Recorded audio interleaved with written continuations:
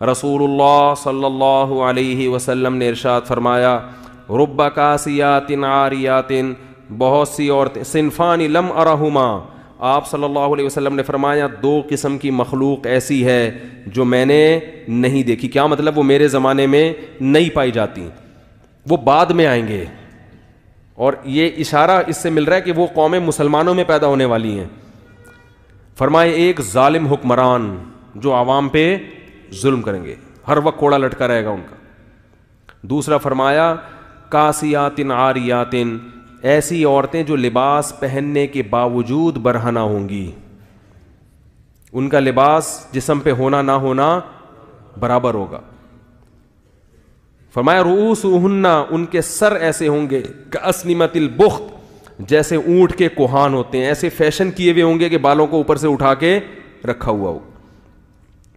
تو علماء نے لکھا ہے کہ ایسا چست لباس پہننا جس سے جسم کے اعضاء جھلکتے ہوں، یا ایسا باریک لباس پہننا جس سے جسم کی کھال نظر آتی ہو، اس سے یہ مطلب ہے کہ لباس کے باوجود کیا ہوں گی؟ برہنہ. اور آپ صلی اللہ علیہ وسلم نے فرمایا ایسے ظالم حکمران اور ایسی عورتیں لا یجدن ریح الجنہ وان ریحھا لیوجد من مسیرۃ کذا وکذا، یہ جنت کی خوشبو بھی نہیں پائیں گی، حالانکہ جنت کی خوشبو تو اتنے سال کی مسافت سے محسوس ہونا شروع ہو جائے گی. اتنا دور رکھے گا، چاہے یہ نماز پڑھیں، چاہے حج کریں، چاہے زکوٰۃ دیں، لیکن آپ صلی اللہ علیہ وسلم کی حدیث کے مطابق یہ جنت میں نہیں جا سکتی. کتنا بڑا حکم ہے، مگر آج اس حکم کی دھجیاں اڑائی جا رہی ہیں. ایک بات میں بار بار کہتا ہوں، دیکھو اپنی بیٹیوں کو پراپر ڈریس پہنایا کرو. لوگ کہتے ہیں ہماری بیٹی ہمارے قابو میں نہیں ہے. بالغ ہونے کے بعد اگر قابو میں نہیں ہے تو بات سمجھ میں آتی ہے. بچیاں تو قابو میں ہی ہوتی ہیں نا.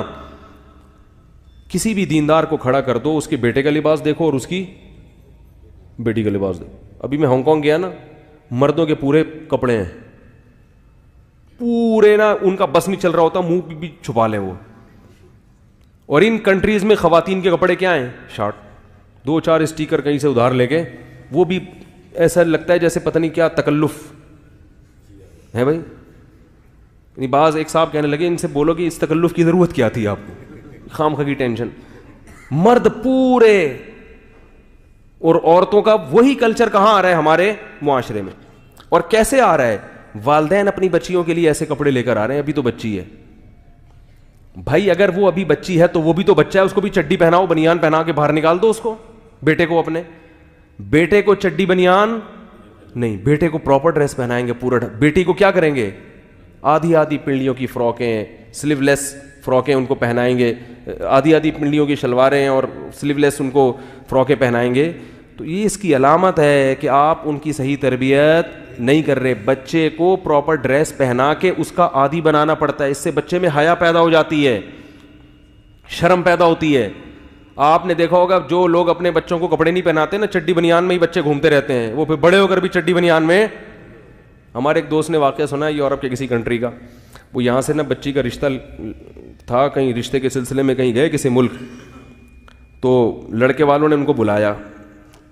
تو وہ جو لڑکی کے ابا تھے انہوں نے کہا وہ سسر جو یعنی لڑکا ہے اس کو بلاؤ. لڑکا کہیں جاگنگ کر رہا تھا چڈی پہن کے. اس کو پتہ چلا جی تمہارے رشتے والے آئے ہوئے ہیں. اس نے کہا ٹھیک ہے، بہت خوشی ہوئی، میں آ رہا ہوں. تو وہی چڈی بنیان میں ہی سسر صاحب کے آگے بیٹھ گیا، اور اس نے اپنی طرف سے یہی کیا بھائی جو میں ہوں میں وہی نظر آنا چاہتا ہوں. اور صحیح کیا اس نے. خام خواہ میں اپنے آپ کو ایسا شو نہیں، میں ایسا لبرل ہوں، پہلے بتا دیا اس نے اپنے ڈریس سے کہ مجھ سے زیادہ توقعات نہ رکھنا، ہم یہ چڈی بنیان ہی ہمارا فیشن ہے. تو چڈی بنیان میں آ کے سسر صاحب کے سامنے بیٹھ گئے. انہوں نے کہا بھائی تو لڑکی والے جب ہمارے یہاں جب آتے ہیں تو بندہ کہیں سے ادھار ہی لے لیتا ہے پتلون. کیا خیال ہے بھائی؟ اس موقع پر تو ہر آدمی کم از کم پراپر ڈریس میں بیٹھتا ہے نا. نہیں ہے تو کہیں سے ادھار لے لیتا ہے، شرٹ ادھار لے لیتا ہے، بعد میں واپس کر دیتا ہے کہ بھائی چلو ابھی فی الحال. تو یہ اتنا لبرل. وہ خیر انہوں نے انکار کر دیا اور بہت اچھا کیا انہوں نے انکار کر دیا.